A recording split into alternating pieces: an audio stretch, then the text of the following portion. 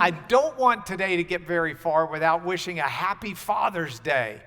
My father is not walking this earth with us anymore. He left in 2004, though we miss him immensely and trust him to God's care and look forward to eternity with him. Those of you who are fathers, I wish you the very, very best today. As I tell my daughters and our son, this is the most important day of the year. And it's just a delight to have Father's Day weekend, or should we say month, with everyone here. So happy Father's Day. What we've been doing as we teach through this class is discussing some of the things that Jesus may have told his followers when he encountered them on the road to Emmaus on Easter afternoon. Jesus is walking and he comes upon two of his disciples, Cleopas and an unnamed other. And Jesus is incognito. And they don't understand who Jesus is. And Jesus begins to reveal to them the Old Testament narrative that explains who Jesus is. And it's really an interesting story on multiple levels. Because you've got these folks who knew Jesus, had heard that his death was somehow a resurrection, but hadn't seen anything of it. And they don't recognize Jesus as he walks to them on the road. So Jesus is not only unrecognized by them on the road, but they don't recognize the Old Testament teaching about the resurrection of Jesus. So you've got this double layer of blindness. And Jesus begins to reveal through the Old Testament the previews that had been given of who he would be and what he would do. And as Jesus began to do this, those two people, they say that their heart burned within them. And I think as we understand the great story that's conveyed throughout Scripture, it should make our hearts burn within us. So that's part of the goal today as we look today at the tabernacle. Now, the tabernacle we'll get to in more detail, but I want to break the lesson apart into three areas. First, I want to talk about the context of the tabernacle, and then I want to discuss the concept behind the tabernacle. And third, we'll look at the reality that's conveyed in the image of the tabernacle.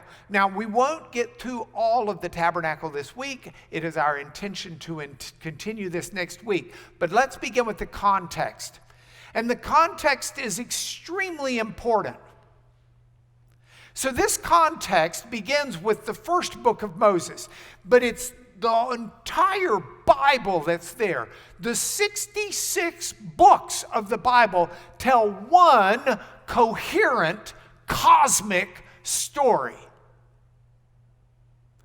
And we've got to understand that cosmic story. I mean, it's inspirational to me that you can have 66 books written over 1,000 years apart by so many different authors. And yet they tell one continuous, consistent, cosmic story. Now, this story's foundation is laid in the first 5 books of the Bible. The foundation for the story is laid in these books that are called the books of Moses. They're Genesis, Exodus, Leviticus, Numbers, and Deuteronomy. Generally regarded as books that are not only products to some degree of Moses, not totally, but to some degree, a great degree of Moses. But they're also books of the revelation God gave to Moses. And so within the framework of this, we begin. The foundation of that story is critical to understanding the context of the tabernacle. We need to go through it quickly, and we will do this very fast, but this is the foundation of the cosmic story of Scripture. The books of Moses begin with an understanding that humanity is hardwired to be with God. I'm looking at my nephew Davis right over here. Davis was hardwired by God to be in a relationship with God. I can say that about each one of you as I go around this limited room, but I can say it about each one of you on the internet. I don't care who you are, if you're a human being, you have been hardwired to be in a relationship with God. That's the story, a part of the story of the creation of humanity. Adam and Eve, in the image of God, God created them, male and female. We are made to be in God's image. We are made to be in a relationship with God. God walked in the garden. He spoke with them. They related to God. But there was a time where sin entered the picture. And sin is a disobedience. I like to think of sin as an impurity. God is pure. God is 100% pure. Sin is impurity. Sin is that which God is not. If law and holiness is a reflection of God's character and God's being, sin is a reflection of that which God is not, by definition. And so the question becomes, what happens to humanity when we're made to be with God? We're made to be in His test tube. We're made to be pure, and yet we become impure through sin. And there's no way that impurity is going to be part of God. So there's no way the life of God can thrive in impurity. And God says impurity is something that will produce death. Now we've got a cosmic problem here. Because we're made to be in a relationship with God and we're made to be pure like God, and yet we've chosen impurity that leads to death. And that leaves every human being with an empty void in their life because that sin, that impurity, has separated us from God. And we know that. We know something is missing in our lives. We know that we're missing. And people look for it. They say, there's got to be meaning to life. Where's the meaning? There's got to be some significance. There's something inside me that says life's supposed to be significant. I'm supposed to be significant. I want to be significant. I want purpose in life. That's my daughter Rachel calling she should be watching me. One of my daughters text her and say, quit texting me while I'm teaching for Father's Day and watch instead on the internet. She's in California, so her time zones are crossed. But people cry out because it's built within us. I mean, if you're made to be something and you're not that, and it's hardwired into your brain you're supposed to be, then you're asking yourself, you've got this inside you saying, there's got to be purpose. Isn't there some purpose in this life? I want to be in a relationship that counts. I want to be in a good relationship. Destructive relationships are bad. Ugh. But a good relationship. And people are saying, I'm made for this. People are made with this innate, there's got to be something more in life. So this is the story that is set up in these foundational books of Moses. And the books go further and explain what we know also by reading history. That people have created their own answers to this emptiness. People try to fill it up. They try to fill it up with physical things, trying to find a human relationship that will be as meaningful as the eternal one, trying to find pleasures of the flesh that might satisfy the serotonin levels in the brain and make you feel good temporarily. They try to find the answers to significance and meaning in life and explanations for why things might go awry. And out of this comes a creation by many people of gods. That which is meant to be in the relationship with us. The problem is, any God we create as a human is going to be limited. And that's true on a personal level, but it's also true culturally. So many of the gods that were created out of the minds that drive for a God. Remember, we're hardwired to be in a relationship with Him. So you take people who don't have a revelation of God, they're still going to believe in a God of sorts, most of them. Even if it's the God of their own mind. And the ancient people, they embraced territorial gods. I've put two of them up here. These are Israel's neighbors. This is Shamash. Shamash was a Mesopotamian god of the sun. That was his territory.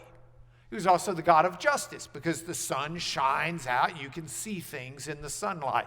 You can see justice. But this is him.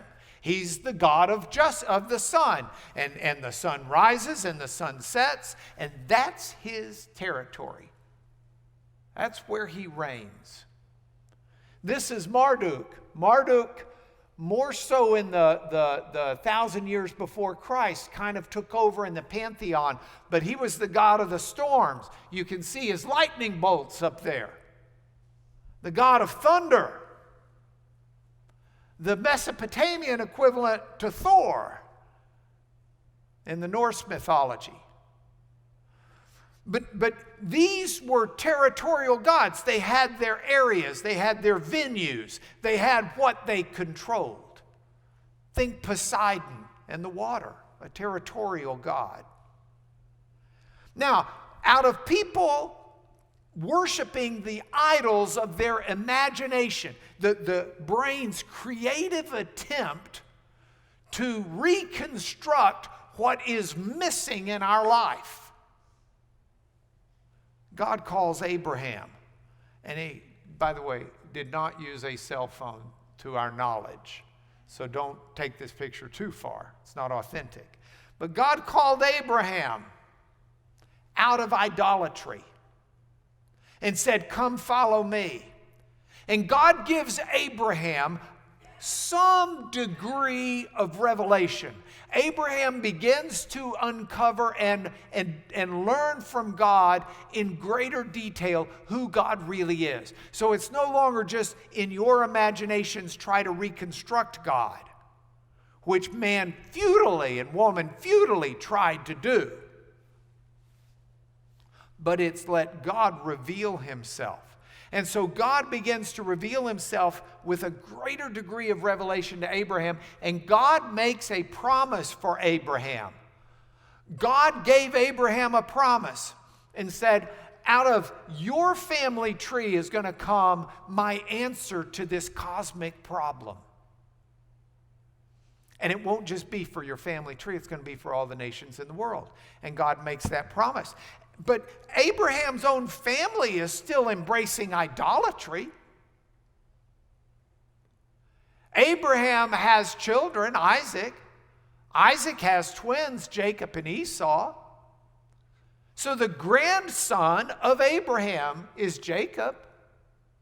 Jacob goes off to get his wife. He winds up getting a couple of them. It's like he went to Sam's Club for his wife and he got, bought wives in bulk. He got Leah, he got Rachel, and then he got a couple of handmaidens, and it was an original Sam's Wholesale Club. But Rachel, the love of his life, leaves with Jacob. And do you know what she steals from her dear old daddy? Laban had gone to shear his sheep, and Rachel stole her father's household gods. Rachel, daughter-in-law, granddaughter-in-law of Abraham, stealing the household gods. See, the ancient Canaanites, here are two that I've pulled out of the library display cabinets. I've got pictures of them up here. These are actual Canaanite idols that have been uncovered in archaeological digs, consistent with the time period. And they kept these, and they'd keep them as their household gods, so they'd have them and they could worship with them whenever they wanted to. You need something? Man, get the God out. Hey, I need something real bad right now. It's not raining. Can you make it rain, please? My child is sick. Can you get my child well? We've got famine. Take some of the bread we've got and put it in front of the idol. And she stole her household idol. Is that what you're saying? Well, Rachel, remember who her boys are. Dan and Naphtali. Well, okay, who knows that much about them? Not most people. But Joseph? Joseph's mama is stealing her daddy's idols? Benjamin? His mama? Do you really think she reared them with a good, thorough understanding of white Anglo-Saxon Protestantism? This is their mama. And when Laban found out that the idols had been stolen, he challenges them. She's sitting on them on the camel. She doesn't give them back. She lies about it and keeps them. That's the home Joseph grows up in. Now, Joseph gets a degree of revelation from God as well. God gives him dreams. He interprets the dreams. God helps him grow up. But Joseph and then the family come into Egypt. And they sit in Egypt and grow in Egypt for some 430 years. And after that 430 years is drawing to a close, Moses comes along. And Moses is reared in Pharaoh's house. Stephen said in Acts that Moses was instructed in all the wisdom of the Egyptians. Moses grows up knowing about the Egyptian thoughts. You say, well, that's just the wisdom. That's like the Egyptian science and stuff. No, all of that was interrelated with their religion. There was a god of the Nile. Ra is the god of the sun. You've got all of these different gods who have their different territories. They were no different than the Mesopotamians in that they created their concepts of God trying to fill that hardwire that we've all got. So Moses would have been brought up in the house of Seti the first. That, by the way, is his mummy. That was the surrogate father for Moses. And you can go find Seti the first's temple that was built for him and for his mummy. And it's got all of this stuff that Moses was taught painted on the walls. Here is Seti in the middle. He's offering incense to Osiris on the right. Osiris was the Lord of the dead. And this is Hathor behind. Hathor was the goddess of love, femininity, often depicted by a picture of a cow. Back then, if you called a woman a cow, you were commenting on how nicely feminine she was. I do not recommend that today. But this is what Moses was taught. You've got all these territorial gods who have all of these areas that they rule over. And that's why when Moses is on Mount Sinai And God appears to him in a bush that's on fire but not being consumed. And God says, I want you to go down there. Moses' comment when he says, what's your name? Moses isn't asking just the label for God. He means, what's your territory? Which God are you? What are you over? Are you God of the burning bushes? Are you God of the mountains? Are you God of the goat herders? What's your name? What's your claim to fame? What is your territory? And God answers and says, everything. I am. You can fill in the blank after that. I am who I am. Anything in the present tense is my territory. That phrase can also mean I will be what I will be. Anything in the future is my territory. God says, I can't say to you, oh yeah, I'm God of the burning bushes. God says, I am the God, the one God. And I want you to go down to Egypt, and I want you to tell Pharaoh that the real true God wants you to go and release the Israelites. So Moses goes down there thinking, this is crazy. I can't talk. I don't know how to do this. He's got me over a barrel here. He's told me to do it. I mean, it's a burning bush. It's a pretty big encounter, pretty big deal. I'm a wanted man there, but okay. And Moses was reared with all of this Egyptian stuff. I'm convinced that part of what God did in sending Moses back and not getting Pharaoh to release the people just at once was letting God demonstrate something to Moses, because every time God did something in the 10 plagues, he wasn't just doing something, he was conquering one of the gods of Egypt.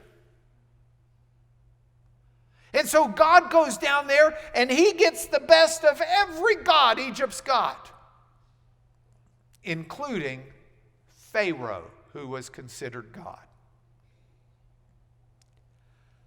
And so now the people are released. God takes the people into the wilderness, and God calls Moses up on Mount Sinai and puts him in seminary. Because poor Moses had been reared with all of the wisdom of the Egyptians. And God had to do some major theology work in Moses' brain. And God did that by revealing himself to Moses like he had never done before. And that is the revelation of to Moses. And we read about it. Moses is up there for weeks and weeks and weeks because God's revealing himself to Moses more fully than ever before. I mean, you think, well, yeah, he got the 10 Commandments. That didn't take that long. That's not a 7-week exercise. I mean, God could have written them out ahead of time, read them to them. Take 5 minutes to explain each one. You're at 50 minutes. It's less than an hour. But God's got a lot he's got to reveal. So the books of Moses give us this foundation, but understand, they don't give us the completed story. They just give us this foundation. And so Moses is beginning to, his brain's exploding over this. And as part of this foundation and the theology fix that God gave Moses, God said, build a tabernacle. Now that's the context. I've got here, see how Brent does with this one. Oh, that's good, Brent. Whoops. Okay, the Holy of Holies has just blown the cover off. Excuse me. I've got here a model of the tabernacle that I put together this week.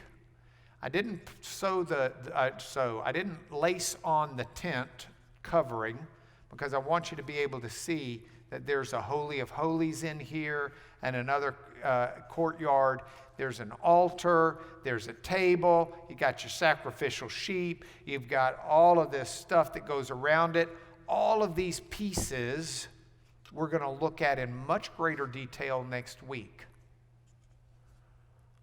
But in the meanwhile, God said, I want you to build this, and I've got very specific ways I want it built. Build it exactly as I show you to build it. It's very interesting. When I built this, I pulled out the directions. I got this from the Jerusalem shop in Jerusalem. They sent it overseas. And the directions are in Hebrew, but they've also got an English translation, thankfully. And in the very beginning, they quote the same Exodus 25 passage, verse 8, that I've been quoting to you for weeks now. Build it exactly like I told you to, God says. And there are reasons why. And we talked the last 2 weeks, and you can get them on the internet, about the Ark of the Covenant. This Ark of the Covenant was not simply something to go in the tabernacle. This Ark of the Covenant is an earthly picture of a heavenly reality. If you read Revelation 11, verse 19, you'll see there's the Ark of the Covenant is in heaven at judgment time. Because God can judge people under the law or under the mercy of Jesus. And that's what judgment is. But that was last week, so I'm not going back to that lesson. But let me tell you that the context of this entire facility being instructed to Moses was one that was trying to not only fix his theology, but engender good theology going forward so the people of Israel would have an idea of what was to come. It's a cosmic story. This is just the foundation. So that's the context. Let me talk about the concept. Think of the issue this way. How do these two mix and mingle without God being polluted? How does impurity mix with divine purity without divine purity becoming impure? There's another biblical analogy of light and darkness. How can light exist at the same place, in the same time, in the same moment of space as darkness? Can't. Darkness, by definition, is the absence of light. If there is light, there is no darkness.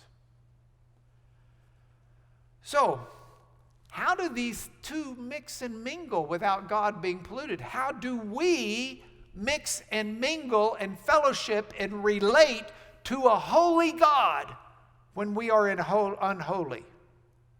For starters, we need to know the difference. We need to understand that we are not godly, that we are impure, that we are unholy. If we were to use, sorry, I need a piece of paper. Don't leave, don't hang up. This is still going on. You just don't see me because I'm not there. But I am so coming there. Okay, hold on. Don't hang up. Don't turn off. I'm back. We need a picture here. All right. If this is God, you say, well, you just put God in a box. No, God is a real entity with, in some sense, boundaries, at least moral boundaries. I said last week that the law is an expression of God's morality. We see in the law how God would live as a human. The law, is that dark enough for you to see that ink? The law is an expression of God's morality. Let me go another step, though, and tell you if there is such a thing as God, by definition, we also have something that is God. We usually have it as an adverb, ungodly. So if the law is God's morality, then what is ungodly includes sin or transgressing the law. Now, how does this be part of this? It can't. You and I, standing right here, have zippo chance of being right here. Because God's unchanging. God's not going to change and become ungodly. He's not going to change his morality. The expression of that morality. So what we've got to do, if we go back to the PowerPoint, is know the difference between who we are and who God is. And we find God revealed himself in the law. The law is a revelation of God. Look at Deuteronomy 5. In Deuteronomy 5, we have the following. Moses is recounting for the second time the 10 Commandments to Israel. And he says, hear these statutes, hear these rules, learn them, be careful to do them. Lord made a covenant with us in Horeb. And the Lord said, I'm the Lord your God, have no other gods before me. Don't make for yourself a carved image. Don't bow down to them. Don't serve them.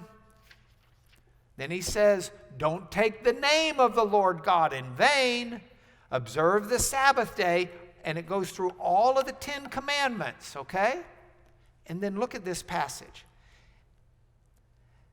The people said, behold, the Lord our God has shown us his glory and greatness. We've heard his voice out of the midst of the fire. The revelation of God in those commandments is a revelation of the glory of God. This is a huge word, kavod in Hebrew, glory. The law itself shows the glory of God. God reveals himself in the law. So once we begin to understand the law, we begin to understand how different we are than God, because we don't follow this law well at all. We are ungodly people. And so the question becomes, where do we as unholy people meet God?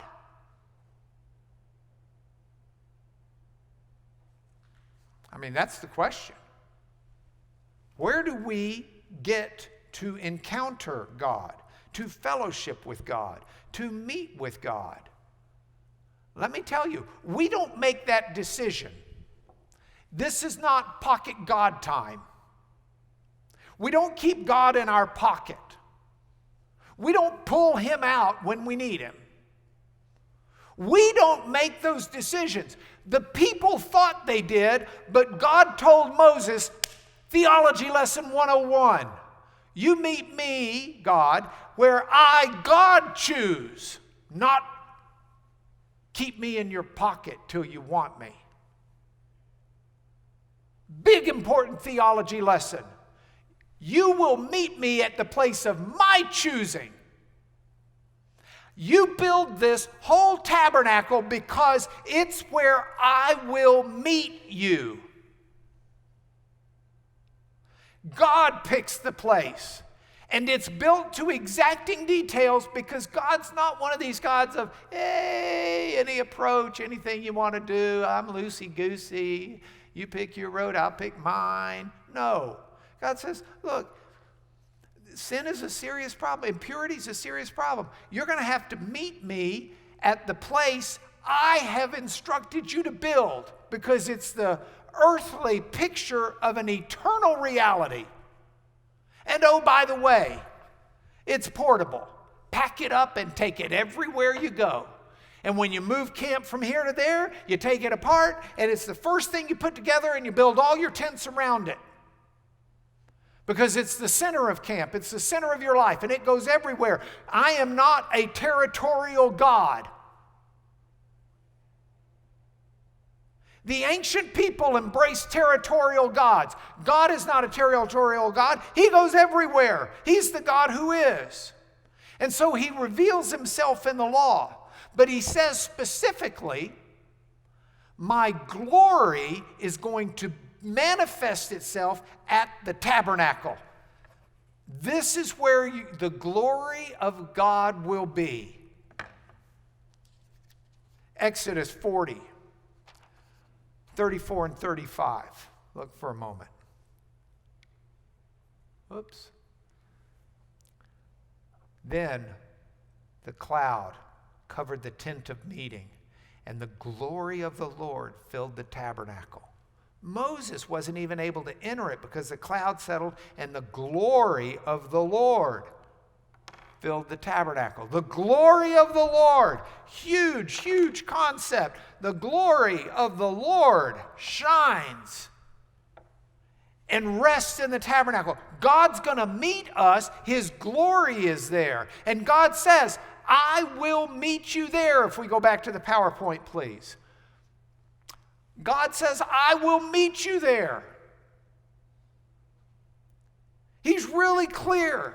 He says in Exodus 29:43, there I will meet with the people of Israel, and it will be sanctified by my, again, glory. This is what we see. Now remember, this is not the completed story. This is merely the foundation. These are the books of Moses. This is what Moses is being told. Now, over time, the tabernacle becomes the temple. Solomon builds a temple. But the people of Israel don't live in their covenant, and they violate it, and they still worship idols, and they make their own idols, and they make their own concepts up. And there comes a time when the glory of the Lord, which was in the tabernacle and which was at the temple, there comes a time when the glory of the Lord departs the temple. Remember, I kept saying the glory, the glory, the glory. And the glory of the Lord departs the temple. Ezekiel tells the story about it. Ezekiel in Ezekiel 10 and 11, we see Ezekiel writing, and he says, I looked, and behold, over the expanse, over the heads of the cherubim, there appeared something like a sapphire. And the cherubim are now standing on the south side of the house of the Lord, the temple, when the man went in, and a cloud filled the inner court of the temple. And the glory of the Lord went up from the cherubim to the threshold of the temple, and the house was filled with the cloud. The court was filled with the brightness of the glory of the Lord. But it continues, and as it continues, the glory of the Lord went out from the threshold of the house, standing over the cherubim. The cherubim lift their wings, they mount up from the earth, and they leave. They stood at the entrance of the east gate of the house of the Lord, and the glory of the God of Israel was over them. And then from there it continues. The cherubim lifted their wings, the wheels beside them, and the glory of the God of Israel over them. And the glory of the Lord went up from the midst of Jerusalem and went east to the Mount of Olives, to the east side, but into the wilderness. I mean, think about this for a moment. The glory of the Lord that has been the center of the people, that called the people to covenant, that was the relationship with the people, gets up and leaves and goes out through the wilderness. This is this cosmic story. But God doesn't just leave. If we go back to the PowerPoint, God doesn't just leave. God promises to return His presence again. In Isaiah 40, in Ezekiel 43, in Jeremiah 3:16. Look at just one of those. Look for, maybe we've got time for two. Look at Jeremiah, or look at Isaiah first. Remember, God's glory departs Jerusalem, goes into the wilderness to the east. But Jeremiah says a day is coming that a voice will cry out in the wilderness, the direction God left, prepare the way of the Lord. Make straight in the desert a highway for our God, because he's gonna come back. The glory of the Lord will return to his people. And the glory of the Lord shall be revealed. Vanigla kavod Adonai. And the glory of the Lord shall be revealed. All flesh shall see it together. For the mouth of the Lord has spoken it. Vara'u kal vasar. All flesh shall see it together. For the mouth of the Lord has spoken it. Kipi Adonai diber. The Hebrew is just beautiful. And that's God says, I'm coming back. He says later on in the chapter, get you up to a high mountain, lift up your voice with strength, O Jerusalem, herald of good news. Say to the cities of Judah, behold your God, because he's coming with might, his arm with him, his reward with him, and he will tend his flock like a shepherd, and he will gather the lambs in his arms, and he will carry them in his bosom, and gently lead those that are with young. This is the Lord. He says, yes, I'm leaving. Your impurity has driven me away, but I will return. My glory will come back, as he said in Ezekiel. Ezekiel is the one who said he's leaving. Then he led me to the gate facing the east from the wilderness. And behold, the glory of the God of Israel was coming back from the east. And as the glory of the Lord entered the temple, the Spirit lifted me up and brought me in, and the glory of the Lord filled the temple. God would return. But God, the tabernacle, the temple was always God meeting the people. That's the concept. That's the concept. So if you've got this as the concept, we've got a few minutes left for me to just give you a little bit of reality. Remember, God revealed himself in the law. The law is a revelation of the character of God and who God is. God reveals himself in the law, and then God says, my glory will be in the tabernacle. That's where I will meet with you, in the tabernacle. Got it? You, if you're on the internet and you got it, hold your hand up. I'm joking, I can't see it. But this is critical, because here's what blows my mind. The Gospel of John in the New Testament, written 700-800 years after what we've got in Isaiah, 600-700 years after Ezekiel, says, in the beginning was the Word, and the Word was with God, and the Word was God.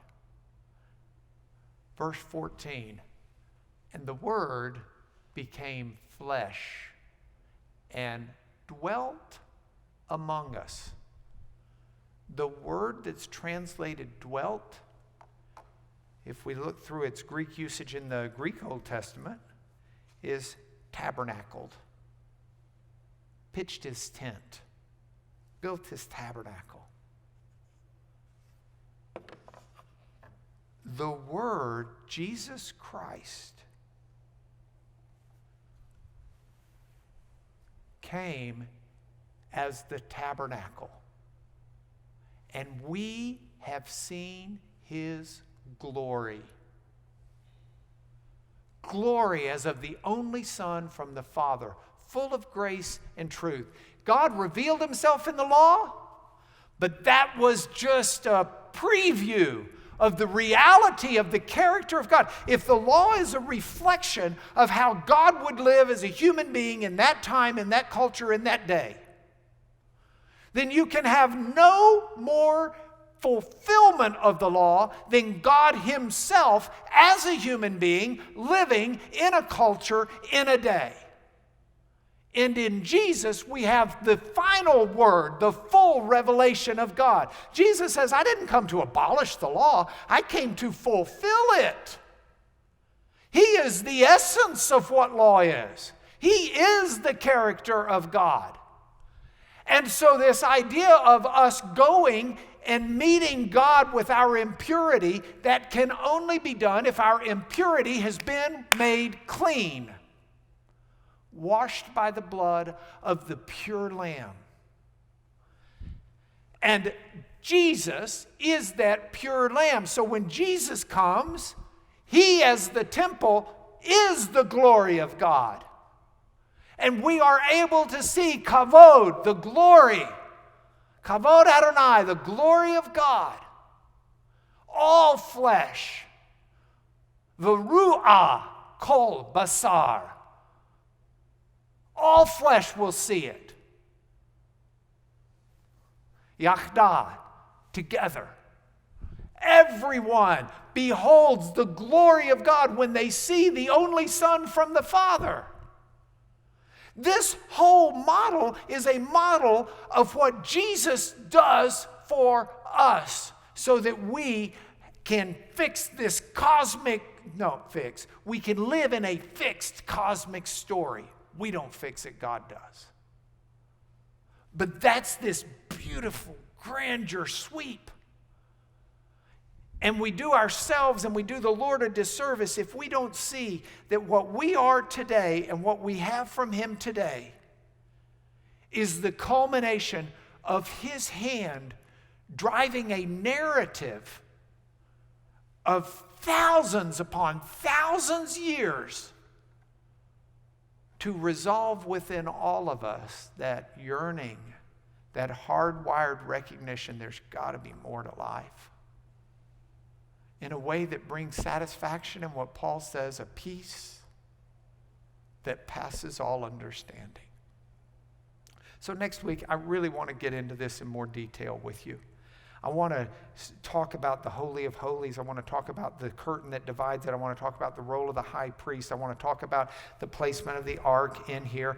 And we're going to discuss the sacrifices that took place and why they took place. I even want to talk to you about why they sewed all of these goat skins together to make one coherent curtain around. But that's next week. Before we go, let me tell you that if you want to email us, the library website, info@lanierfoundation.org, is a good one for prayer and for dialogue back and forth. But if you want to be on our email, you want to be part of the class through an online presence, just email us at wantmore@biblicalliteracy.org. There's a dash in there, wantmore@biblical-literacy.org. And you can sign up for the emails. I want to bless you, and then I look forward to seeing you again next week, God willing. Father, thank you for revealing to us who you are. We try to create you in our image, and humanity's been trying to do that since the fall. But you have given us a revelation of you in a way that can draw us back in a just and loving and merciful walk with you. And for that, we're grateful. Please, Lord, may your Spirit open our eyes to that reality. And may we cry out to you, Abba, Father.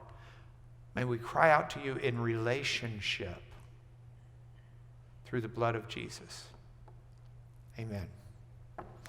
See you guys next time.